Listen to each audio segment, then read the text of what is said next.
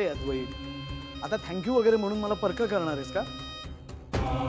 अरे मैथिली ताई इतकी वर्ष घराबाहेर पडल्या नव्हत्या, त्यांची मनस्थिती मला समजू शकते म्हणून म्हणतोय मी. दादा, तू अतिशय उत्तम निर्णय घेतलेला आहेस. पडू दे मैथिली ताईंना घराबाहेर.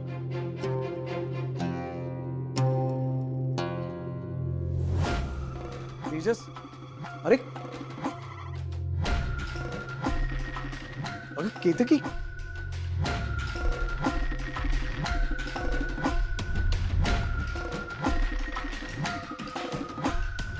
मैथिली ताई, अहो तुम्ही काय बघत राहिलायत? तुम्ही जा, तयारीला लागा. आजपासून ऑफिस जॉईन करणार आहात ना? जा जा जा.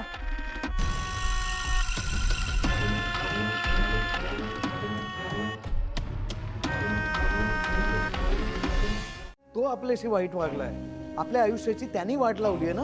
मग तो राग घरातल्या इतर माणसांवर काढण्यात काय अर्थ आहे सांग बरं?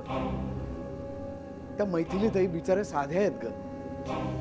त्या कामाला जायचं म्हणत असतील तर चांगलं आहे ना, तिथे त्यांचं मन रमेल. या घराच्या कैदेत त्या अडकून पडल्या तर त्यांच्या माणसांची त्यांना सतत आठवण येत राहील आणि बिचाऱ्या दुःखी होत राहतील. आपण ना त्यांच्याकडे एक माणूस म्हणून बघूया. कोणीतरी आपल्याशी वाईट वागलंय म्हणून आपण पण कोणाशी तरी वाईट वागलो तर मग आपल्यात आणि शेखर दादामध्ये काय फरक उरेल सांग बरं? की आपल्या आयुष्यातली खूप महत्वाची 26 वर्ष वाया गेली होती. देवाने आपल्याला पुन्हा एकदा संधी दिली, आपल्याला त्यांनी पुन्हा एकदा भेटवलं. ही अशीच संधी त्या मैथिली ताईंना पण मिळावी एवढीच माझी इच्छा आहे. देवाने स्वतःहून त्यांना संधी दिली असेल तर ती नाकारणारे, त्यांच्यापासून हिरावून घेणारे आपण कोण आहोत सांग बरं? उलट आपण त्यांना सपोर्ट करायला हवा. मी काय सांगतोय ना त्याचा शांतपणे विचार कर, म्हणजे माझं म्हणणं तुला पटेल.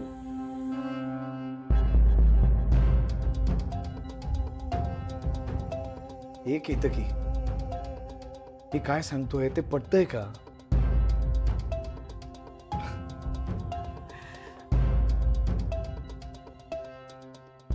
आता माझी एक इच्छा पूर्ण करशील?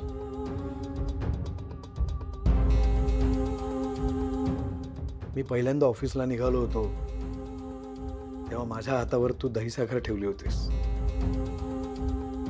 तसंच प्लीज मैथिली त्यांच्याही हातावर ठेवशील. मी म्हणतोय म्हणून, तू तसं केल्याने मला बरं वाटेल म्हणून.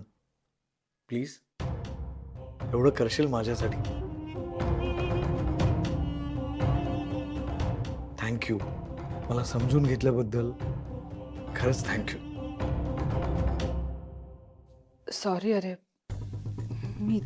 मी जरा जास्तच चिडले तुझ्यावर. नाही अगं, इट्स ओके. एवढं काय त्यात? आलो.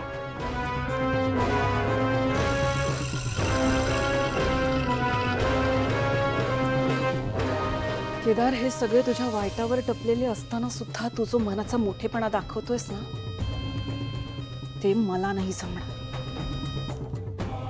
या सगळ्यांनी आपल्याला खूप त्रास दिलाय. या राजाध्यक्ष कुटुंबाला धडा शिकवल्याशिवाय मी शांत बसणार नाही.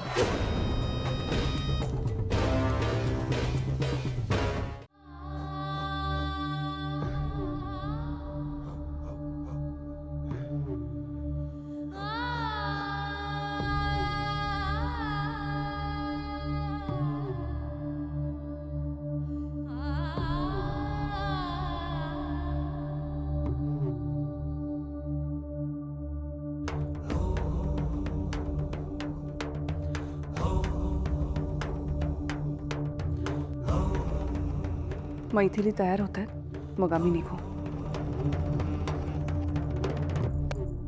एवढी का घाबरतेस तू? नको काळजी करूस, मी आहे ना. मी एक क्षणही त्यांच्यापासून दूर होणार नाही.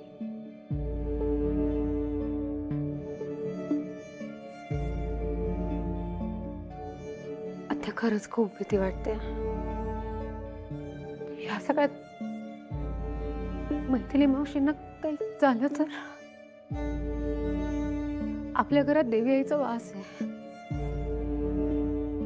त्यामुळे घरात मैथिली मावशी सुरक्षित आहे. पण घराबाहेर किंवा ऑफिसमध्ये तसं नाहीये.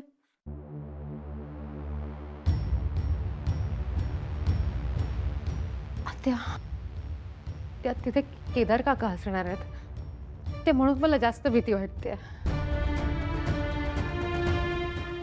बरं आत्या, समजा शतग्रीव तुमच्या समोर आला किंवा तुम्हाला त्याची चाहूल जरी लागली ना, तुम्ही लगेच मला कळवायचं.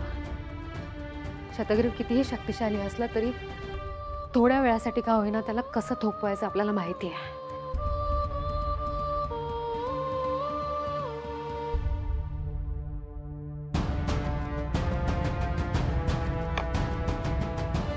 देवस्तुती देवीचं कुंकू.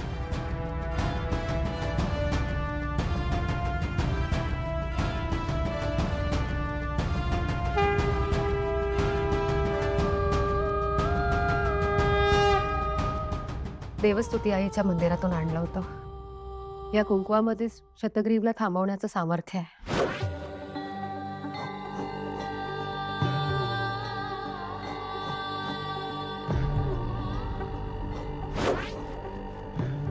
समजा जर शतग्रीव इथे आलाच तर तुम्ही या कुंकवाचा सुरक्षा कवच म्हणून वापर कराल.